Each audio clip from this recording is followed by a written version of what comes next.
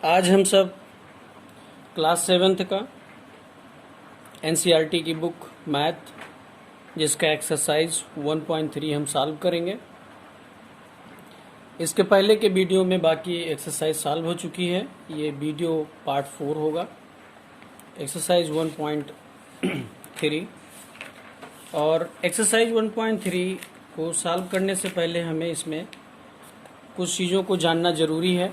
जैसे आप देख रहे हैं, इसमें दिया है find each of the following products, यानी कि इन सब के हमें गुणनफल निकालने हैं। तो क्योंकि इसमें प्लस और माइनस दोनों का मल्टीप्लाई है, तो उसको कुछ आइए हम यहाँ सॉल्व करते हैं। तो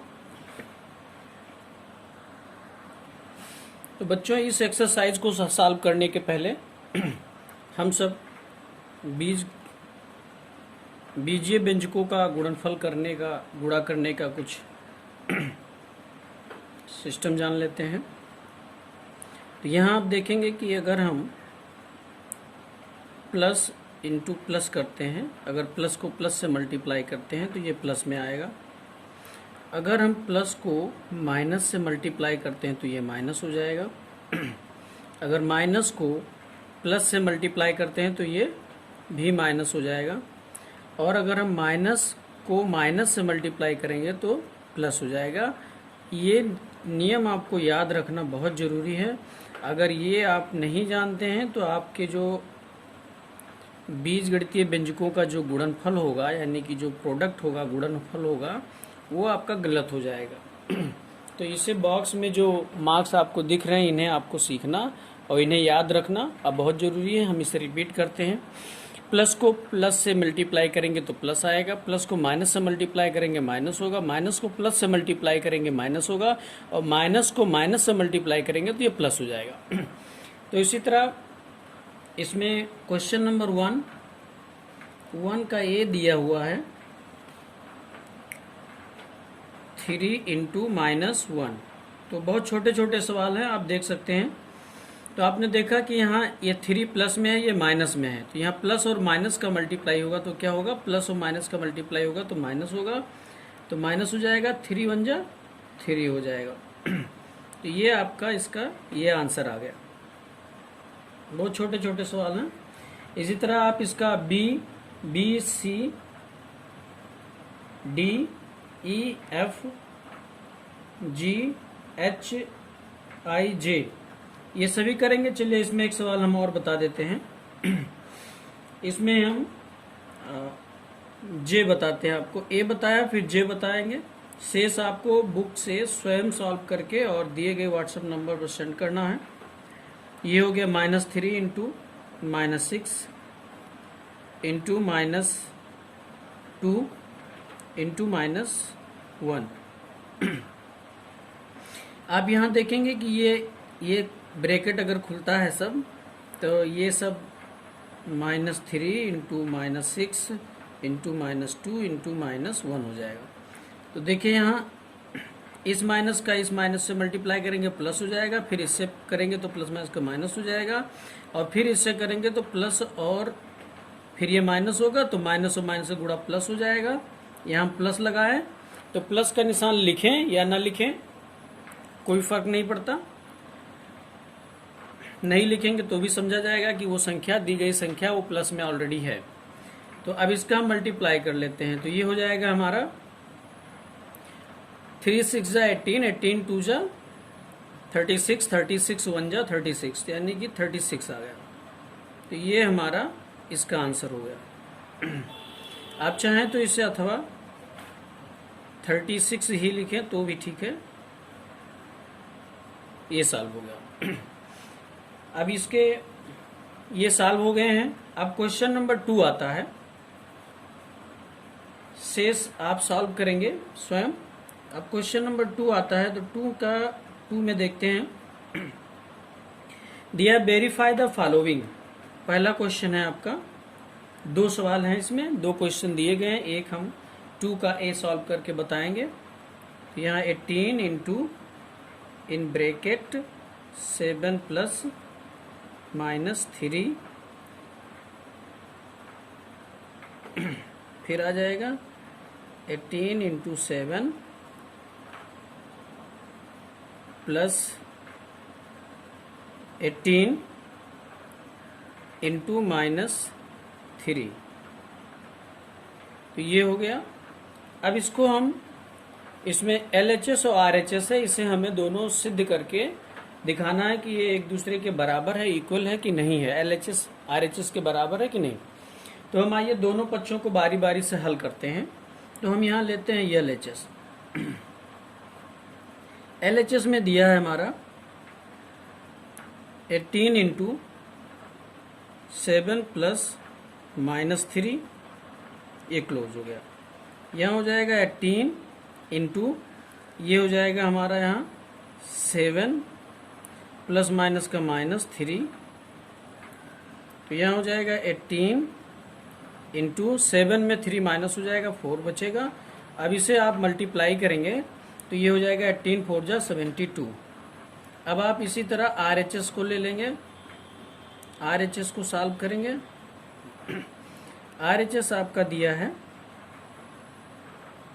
18 इंटू 7 और प्लस नेक्स्ट ब्रैकेट में 18 इंटू -3, ये दिया।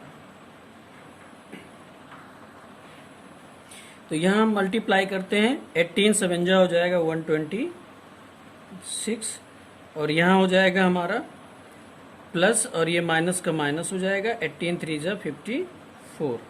अब यहाँ हम इसे माइनस करेंगे तो ये आ जाएगा 72। तो अब आप लिखेंगे यहाँ LHS इक्वल टू RHS, ये दोनों पक्ष आपके 72 आ रहे हैं, यानी कि ये दोनों पक्ष आपके बराबर हैं, इसलिए आप लिख देंगे LHS इक्वल टू RHS। यहाँ लिख सकते हैं आप हेंस प्रूव्ड, हेंस प्रूव्ड, आपने सिद्ध किया कि LHS बराबर RHS है। आप चाहें तो वेरिफिकेशन लिख सकते हैं यहाँ, here verification LHS equal to RHS। तो ये क्वेश्चन नंबर 2 का हमने आपको A बता दिया है, B आप स्वयं सॉल्व करेंगे इसी तरह। आइए हम क्वेश्चन नंबर 3 सॉल्व करते हैं। तो क्वेश्चन नंबर 3 है आपका, for any integers A what is -1 into A equal to, क्या होगा, इक्वल टू लिखे हैं। तो हम यहाँ जब मल्टीप्लाई करेंगे इसका तो ये -A आ जाएगा। तो बस ये सॉल्व हो गया, ये सॉल्व हो गया। यहाँ लिख सकते हो where, जहाँ A is an integers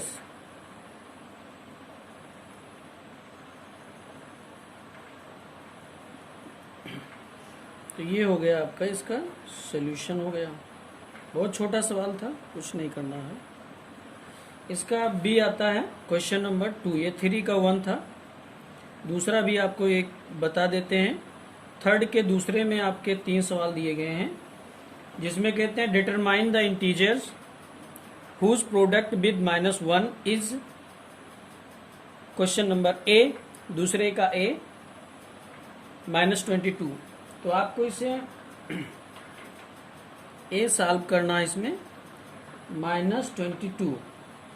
तो आप क्या करेंगे, इसमें यह -22 दिया है, तो आपको सॉल्व करके दिखाना है कि अब जैसे -1 को अब जो दिया है प्रोडक्ट, उसको -1 से मल्टीप्लाई करोगे तो आपका आ जाएगा, जैसे लिख दिया हमने -1 इंटू -22, तो ये हो जाएगा माइनस माइनस प्लस हो जाएगा, तो ये आ जाएगा आपका +22, ये लिख सकते हैं। तो इसी तरह आपके पास आप सभी के पास बुक होगी, तो उसके B और C आप स्वयं सॉल्व करेंगे। अब आता है क्वेश्चन नंबर 4 आता है। क्वेश्चन नंबर 4 आप देखेंगे कि दिया है स्टार्टिंग फ्रॉम -1 into 5।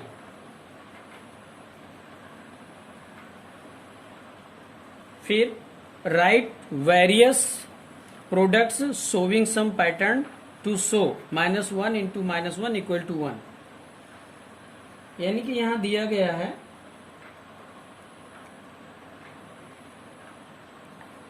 -1 into -1, तो ये हो जाएगा आपका 1।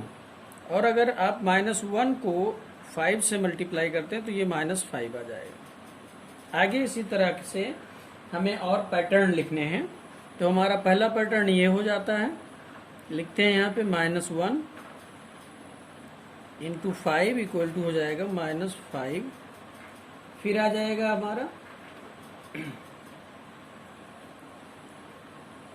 ये क्रम ऐसे ही लिखते जाते हैं, -1 into 4 ये हो जाएगा -4। फिर -1 into 3 -3 हो जाएगा।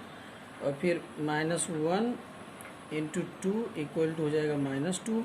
और ये देखिए हमारा -1 into -1 आ गया, तो ये हमारा माइनस माइनस प्लस हो गया, यानी कि +1 हो जाएगा यहाँ पे।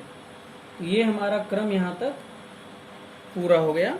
और चाहे तो एक क्रम और बढ़ा सकते हैं, -1 into 0 इक्वल टू 0 के हो जाएगा। तो ये क्रम हमें पूरा करना था।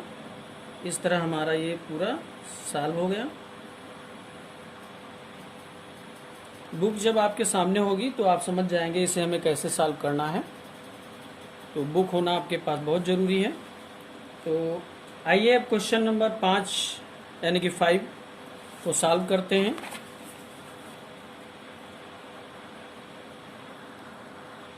तो क्वेश्चन नंबर 5 हमारा दिया है find the product using suitable properties. तो हम 5 का ए आपको बताएंगे। शेष इसमें दिया हुआ है 5 में टोटल 8 क्वेश्चन है, 8 सवाल हैं। तो ए बता देते हैं और बाकी यस तक है, शेष आप स्वयं सॉल्व करेंगे। तो यहाँ दिया है 26 into -48 फिर प्लस -48 into -36। अब यहाँ देखिए दोनों में ये -48 है, तो यहाँ हम -48 कॉमन ले लेते हैं और इन ब्रैकेट हमारे पास बचेगा 26 और प्लस माइनस बचेगा 36। तो इसे आप देखेंगे अगर तो ये है -48 और यहाँ देखें आप तो ब्रैकेट में मिलेगा आपको 26 और यहाँ प्लस माइनस का माइनस हो जाएगा 36। अब आप इसे आगे सॉल्व करें तो -48 और यहाँ आ जाएगा, ये ब्रैकेट हटेगा तो यहाँ इंटू लग जाएगा और 26 में 36 माइनस होगा तो -10 आ जाएगा। फिर आप इसके साथ -48 को -10 से मल्टीप्लाई करेंगे तो माइनस माइनस का प्लस हो जाएगा और यहाँ 48 और यहाँ 1 0 बढ़ जाएगा, यानी कि 480 हो जाएगा। तो ये आपका क्वेश्चन 5A का पहला है। इसी तरह आप बाकी को भी सॉल्व कर लेंगे। चलिए इसमें एक सवाल आपको हम और बता देते हैं जिससे आपको समझने में आसानी हो। चलिए बी बता देते हैं, छोटा है। यहाँ दिया है 8 into 53 into -125। तो इसका आप मल्टीप्लाई करेंगे इसके साथ, तो आप 58 को इधर कर लें और ब्रैकेट में लिख लीजिए इंटू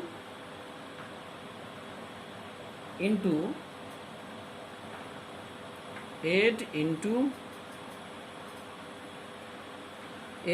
-125, ये हो गया।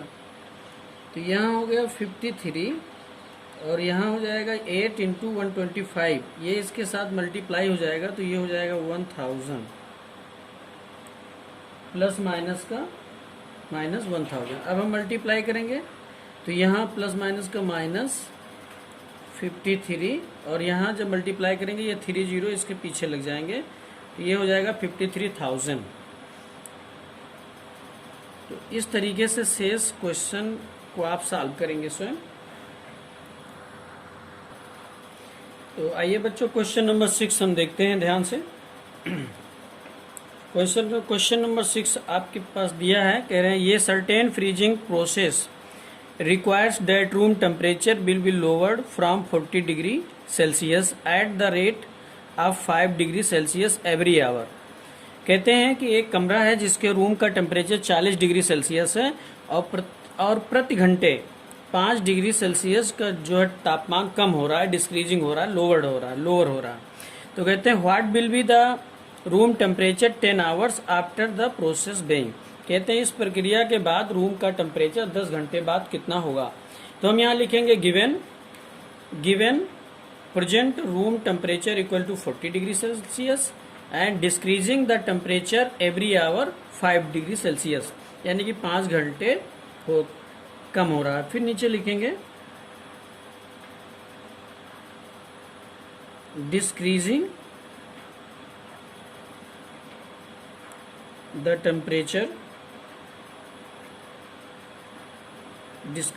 Temperature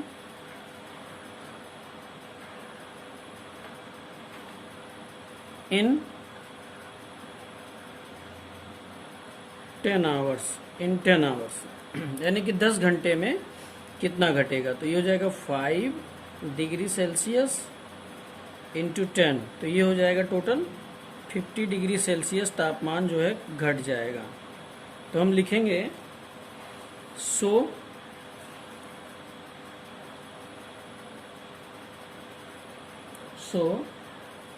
room temperature after 10 hours, सो रूम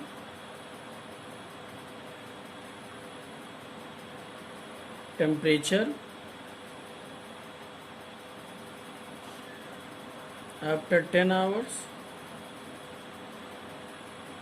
तो कितना था, पहले 40 डिग्री सेल्सियस था और इसमें से 50 डिग्री सेल्सियस माइनस हो जाएगा 50 डिग्री, तो बचेगा हमारे पास -10 डिग्री सेल्सियस।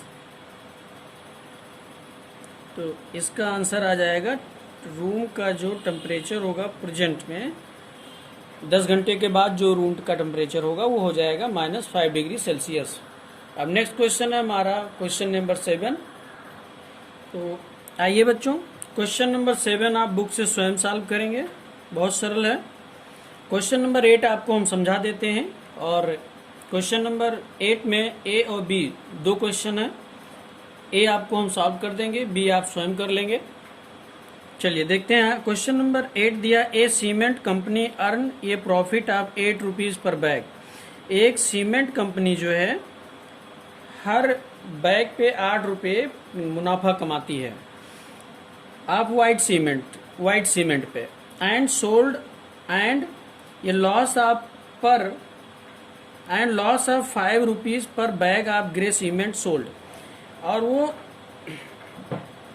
जब वो ग्रे सीमेंट को बेचती है तो प्रति बैग उसको नुकसान होता है 5 रुपये का। तो कहते हैं the company sells 3000 bags of white cement. कहते हैं company 3000 white cement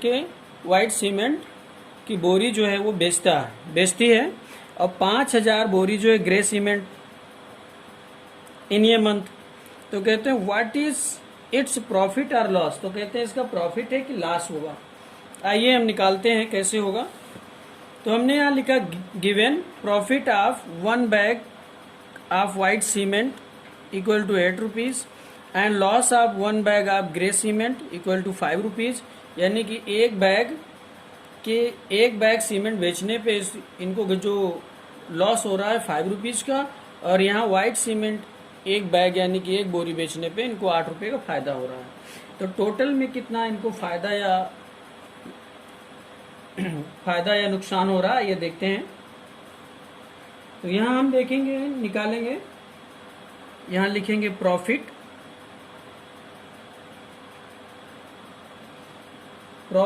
on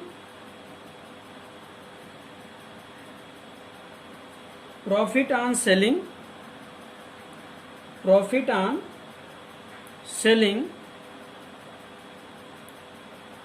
3,000 bags of white cement,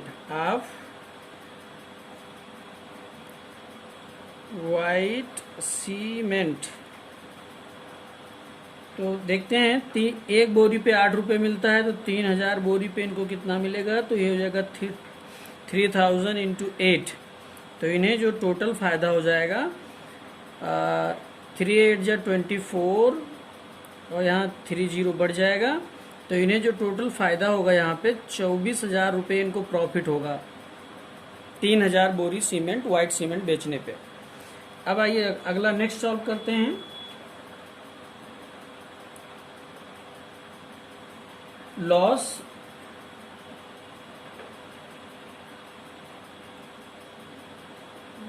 of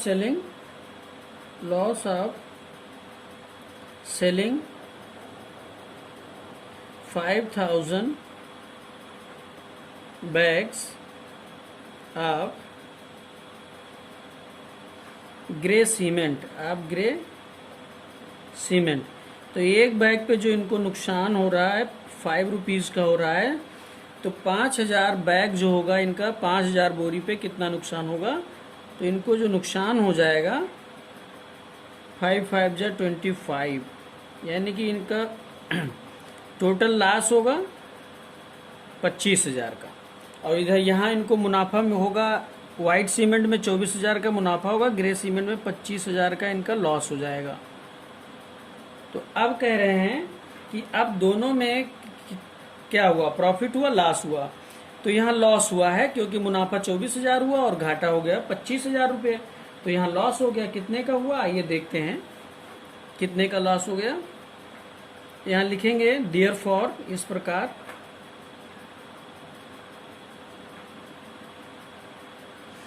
dear for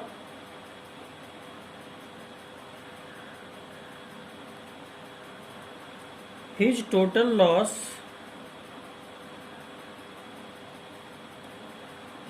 loss on selling the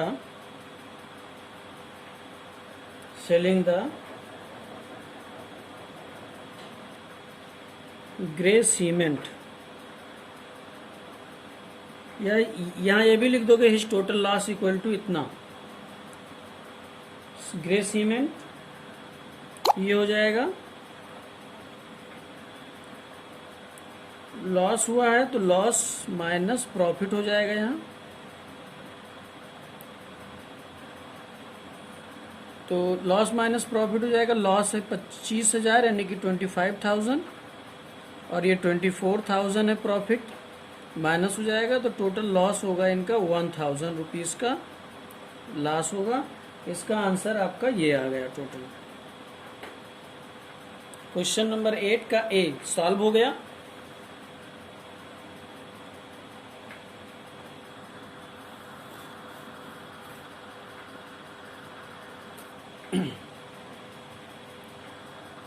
का बी भी सॉल्व कर देते हैं, तो ये भी बहुत आसान है। तो कहते हैं वो what is the number of white cement bags it must sell to have neither profit nor loss. कहते हैं कि वाइट सीमेंट बेचने पे ना तो मुनाफा हुआ और ना घाटा हुआ, यानी कि ना लॉस हुआ। तो if the number of grey cement bag sold it 6,400, कहते हैं यदि 6,400 बोरी वाइट सीमेंट बेची गई तो इसमें ना मुनाफा हुआ और ना घाटा हुआ। तो इसमें हम लिख देते हैं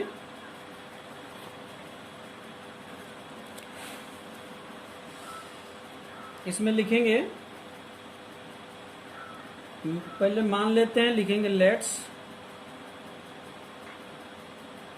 the number of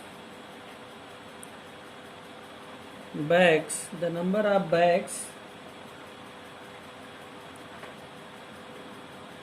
of white cement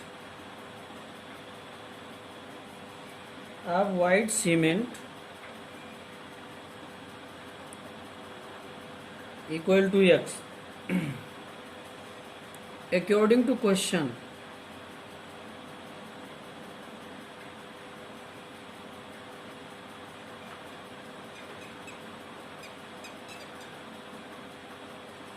प्रश्न के अनुसार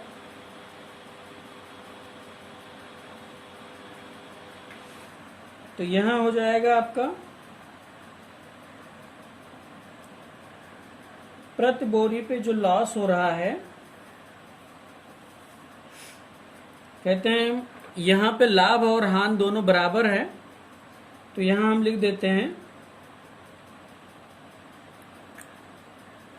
प्रॉफिट इक्वल टू लॉस के।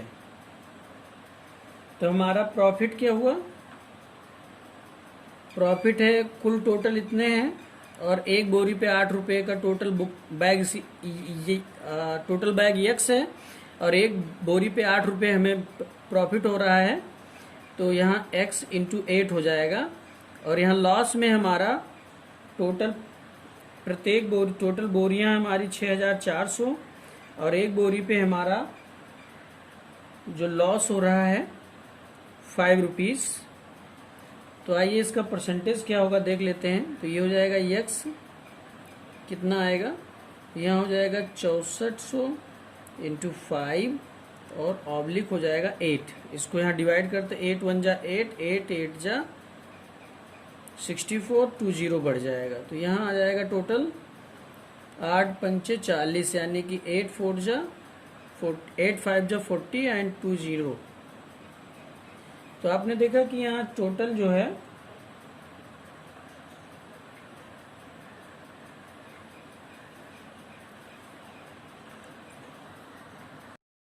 तो यहाँ हम देखेंगे कि टोटल जो बोरियों की संख्या आई वो 4000 आई और यहाँ हमें न लाभ होगा अगर यदि हम 4000 बोरी सीमेंट, वाइट सीमेंट बेचें और ग्रे, तो ना हमें लॉस होगा और ना प्रॉफिट होगा। तो 4000 बैग्स